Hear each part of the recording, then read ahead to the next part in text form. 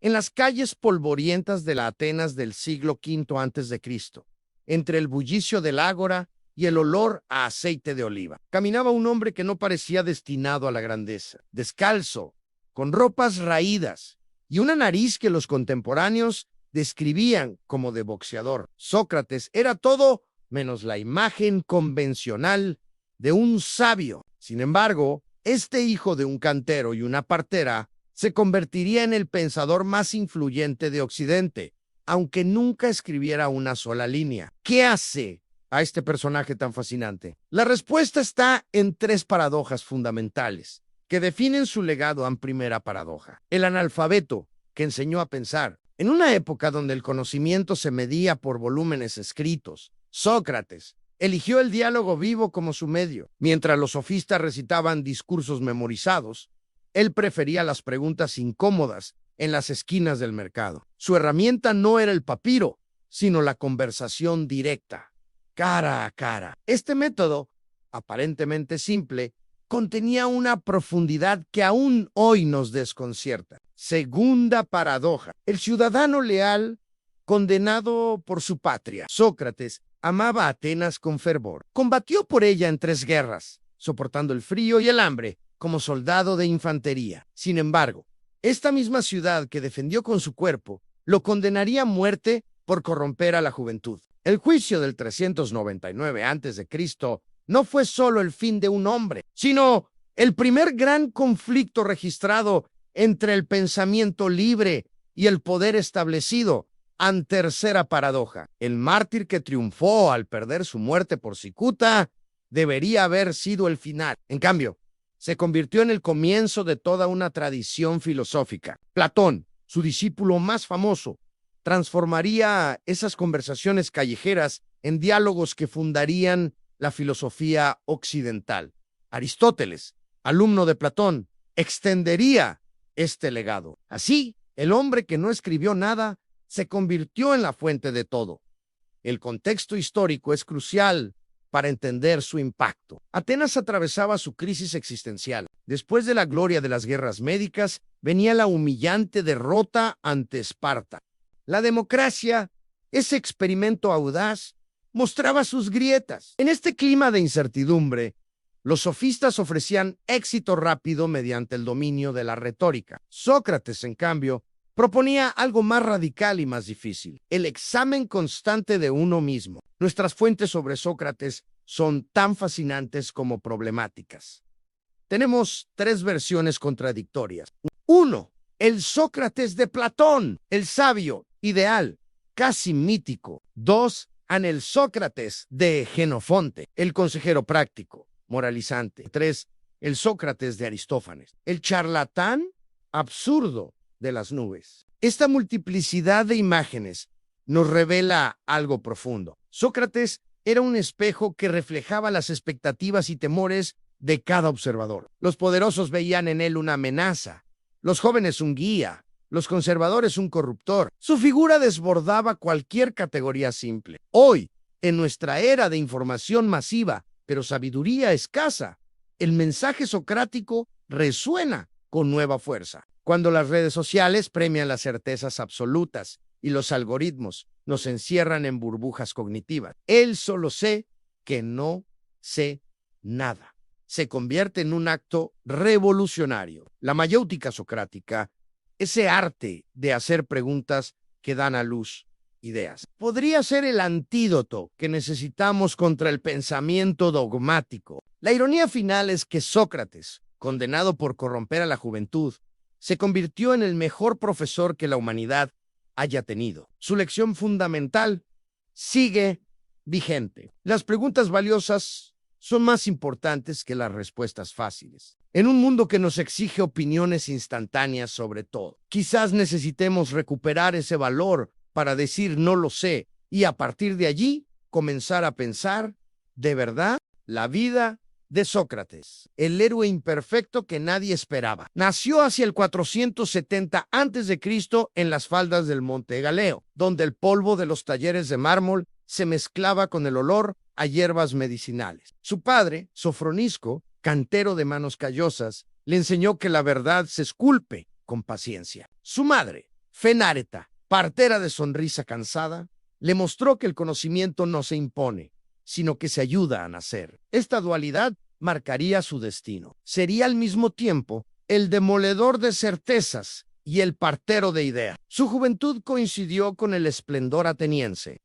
A los 18 años, mientras Pericles embellecía la Acrópolis, Sócrates aprendía el oficio familiar, pero su verdadera educación ocurrió en las calles, donde observaba a los sofistas cobrar fortunas por enseñar el arte de hacer fuerte el argumento débil. Allí germinó su desconfianza hacia los discursos elegantes, pero vacíos. La guerra lo moldeó como el cincel al mármol. En Potidea 432 a.C., durante un invierno especialmente cruel, sus compañeros se envolvían los pies en pieles mientras él caminaba descalzo sobre la escarcha. En Delión 424 a.C., mientras el ejército ateniense huía en desbandada, Sócrates retrocedía paso a paso, imperturbable bajo la lluvia de flechas. Alcibíades, su joven pupilo, recordaría después. Era como si la muerte le respetara, pero su batalla definitiva sería en el ágora. Allí desarrolló su método devastador. Uno elegía víctimas aparentemente sabias.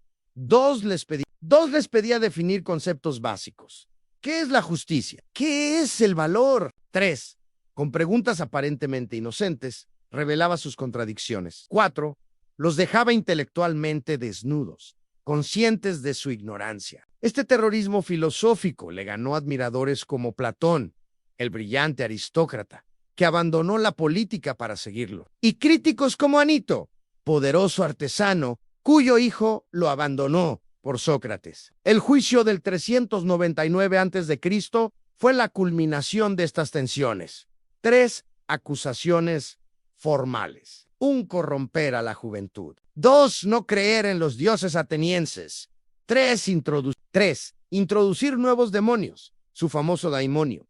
La voz interior que le advertía. Su defensa, registrada en la Apología, fue un acto de coherencia suicida. Prefiero morir siendo quien soy que vivir siendo quien no soy.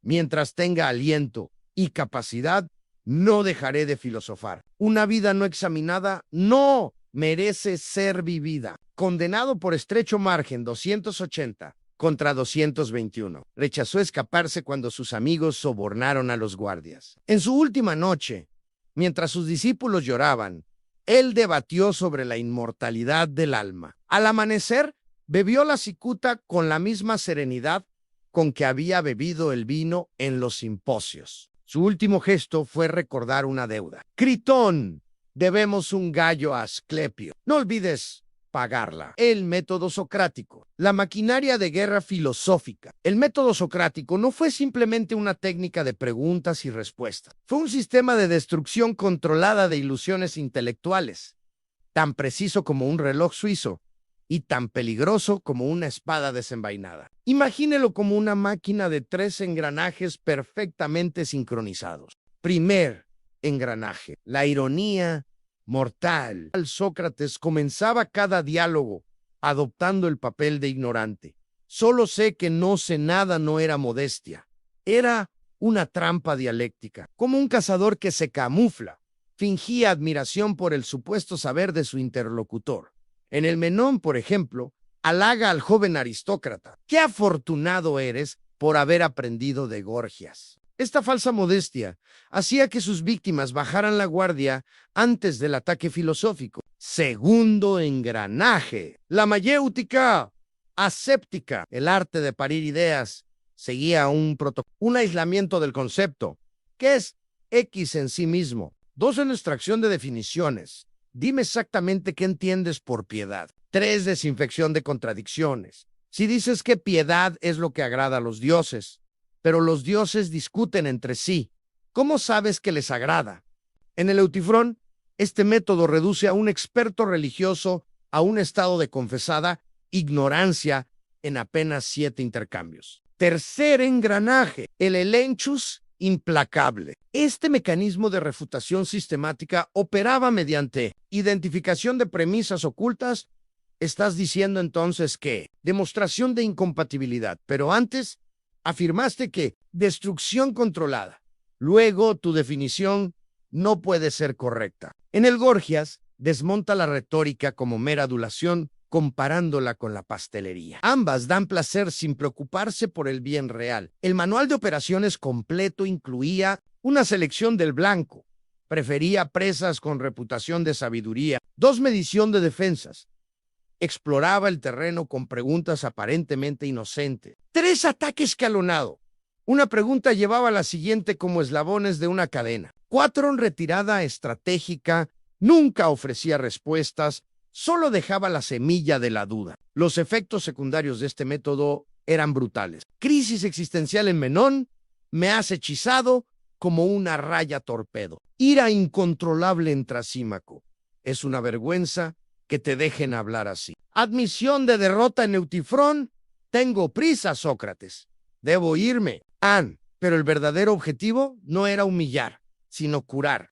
Como él decía, es mejor sufrir una injusticia que cometerla. Y para Sócrates, vivir en el error era la peor injusticia contra uno mismo. Su método era una forma de vacuna intelectual. El dolor temporal de reconocer la ignorancia prevenía el daño permanente de la arrogancia intelectual. Este sistema, creado sin libros ni tecnología, sigue siendo hoy más efectivo que cualquier aplicación para pensar críticamente. Cuando un abogado desmonta un testimonio, cuando un científico cuestiona sus propias hipótesis, cuando un profesor hace que los estudiantes descubran por sí mismos, están usando variaciones de esta máquina de guerra filosófica que Sócrates inventó hace 2400 años. La ética socrática, el código de vida que desafía los siglos. La revolución moral de Sócrates no fue un tratado de buenos modales, sino un terremoto conceptual que sacudió los cimientos de la civilización occidental. Su ética se construye sobre 3 pilares explosivos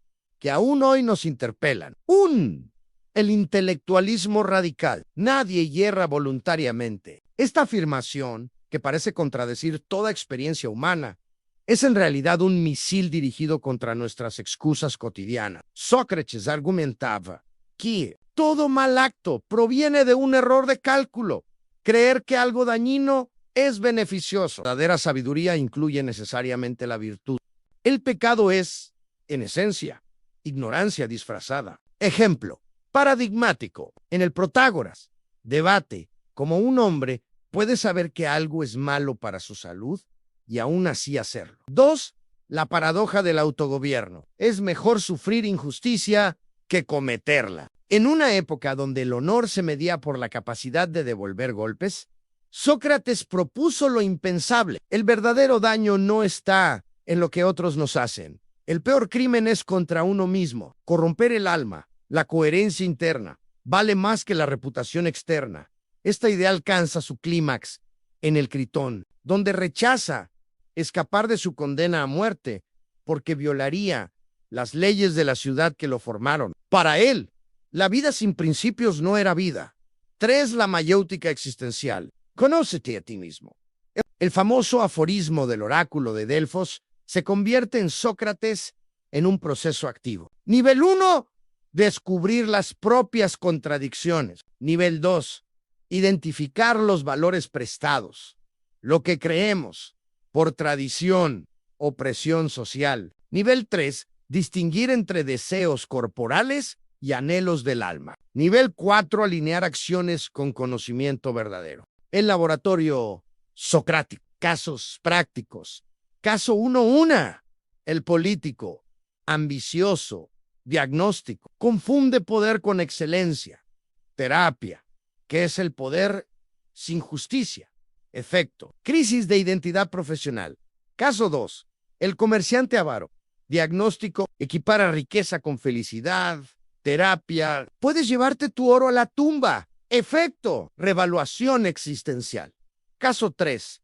El militar violento. Diagnóstico, asocia hombría con agresión. Terapia, es más valiente quien ataca o quien controla su ira. Efecto, redefinición de coraje. Las críticas demoledoras. 1.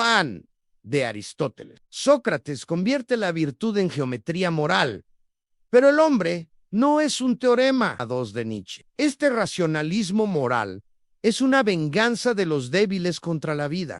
3 de Freud. Ignora el poder del inconsciente y los instintos reprimidos. Actualización para el siglo XXI, en nuestra era de hiperconsumo y distracción digital.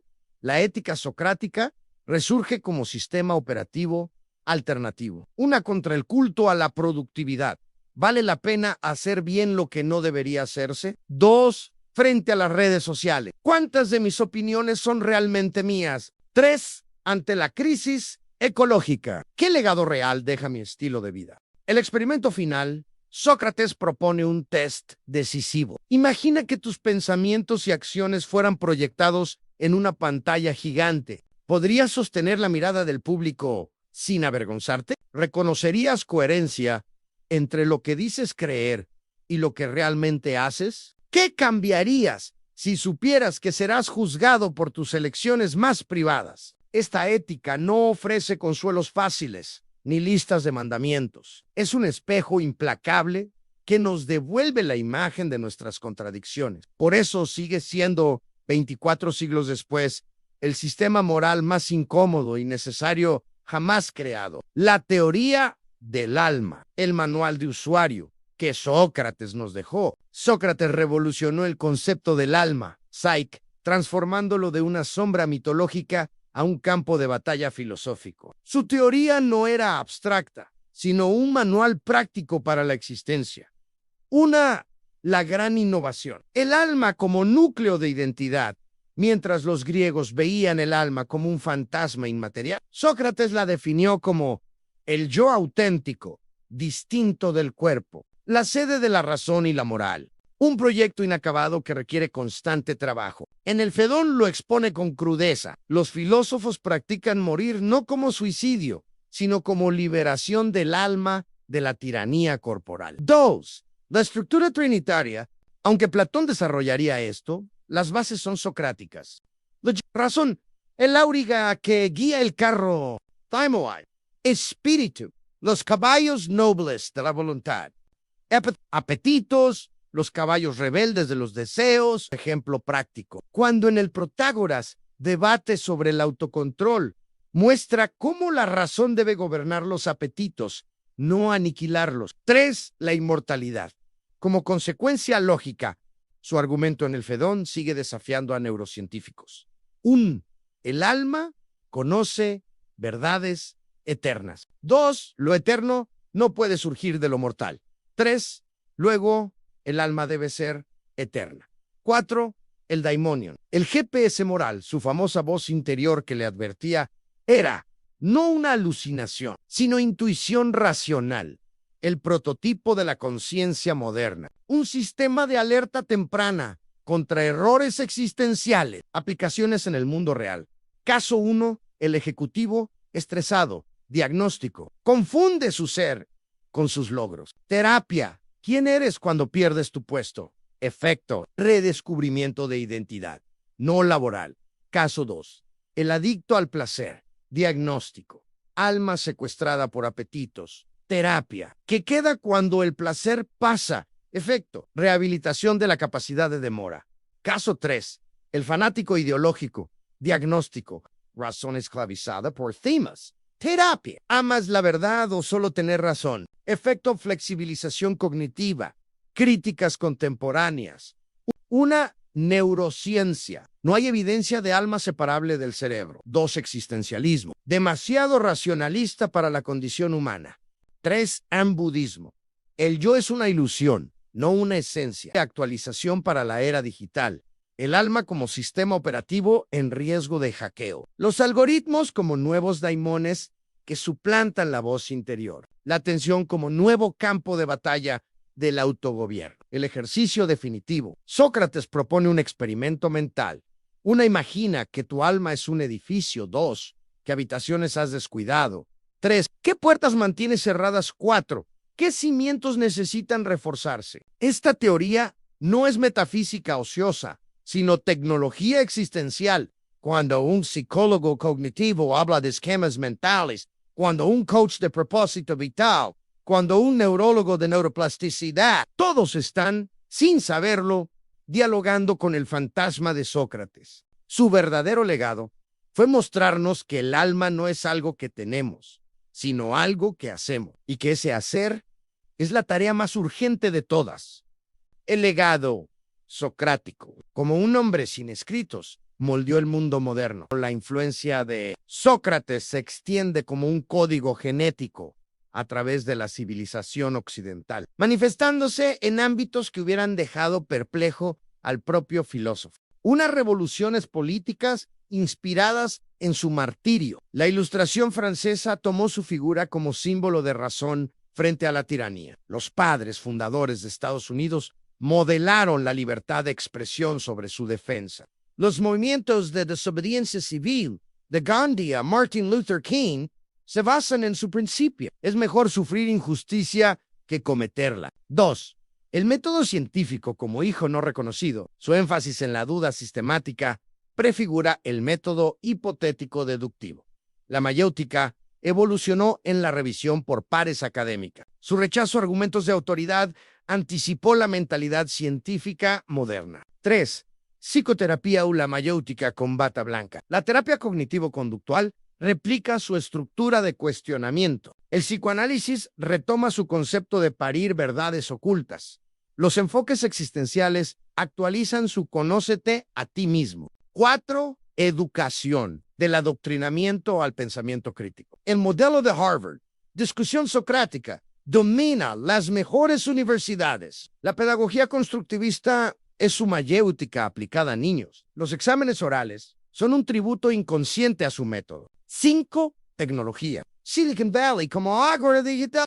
Los algoritmos de Machine Learning operan por preguntas sucesivas. Árboles de decisión. Los foros de debate online recrean sus diálogos a escala masiva. La ética de hackers retoma su espíritu de cuestionamiento radical. Paradojas del legado. Su condena a muerte se repite hoy en la cancelación de pensadores incómodos. Su método, creado para buscar verdades, se usa ahora para relativizarlas. Su énfasis en la virtud ha sido secularizado como autenticidad. El test socrático para nuestro tiempo una nuestras redes sociales. Fomentan diálogos sustanciales o monólogos vacíos. 2. La educación actual produce ciudadanos críticos o empleados dóciles. 3. La tecnología acerca a la sabiduría o solo a la información. El futuro de un fantasma. Sócrates sigue siendo el termómetro de nuestra salud intelectual. Cuando las preguntas se censuran, revive como el pensamiento se dogmatiza, resurge como crítico. La vida se automatiza, reaparece como conciencia. Su estatua en la Academia de Atenas no lleva inscripción. Quizás porque su verdadero monumento está en cada mente que sigue cuestionando, en cada conversación que profundiza más allá de lo superficial, en cada alma que prefiere la verdad incómoda a la mentira confortable. 2 milenios y medio después, su voz sigue susurrando en Examina y en ese mandato simple y radical. Late el corazón mismo de lo humano, el examen final que nadie puede evadir. Sócrates no nos dejó un sistema filosófico completo, sino algo más valioso, un interruptor mental permanente. Su legado no está en lo que pensó, sino en cómo nos enseñó a pensar. Esta conclusión no es un final, sino un manual de uso para llevar su filosofía a la vida cotidiana. El test socrático para el siglo XXI. Realice este examen existencial en voz alta. ¿Qué creencias mías son realmente mías? ¿Y cuáles me fueron implantadas? ¿Qué estoy evitando examinar por miedo a lo que pueda encontrar? Mis acciones diarias reflejan mis principios declarados. ¿Qué pasaría si aplicara el método socrático a mis relaciones, trabajo y hábitos? 2. Las 3 trampas modernas que Sócrates habría destrozado. A. La ilusión del conocimiento. Googlear como sustituto de comprender. B. La dictadura de la opinión. Confundir lo que pienso con lo que he pensado. C.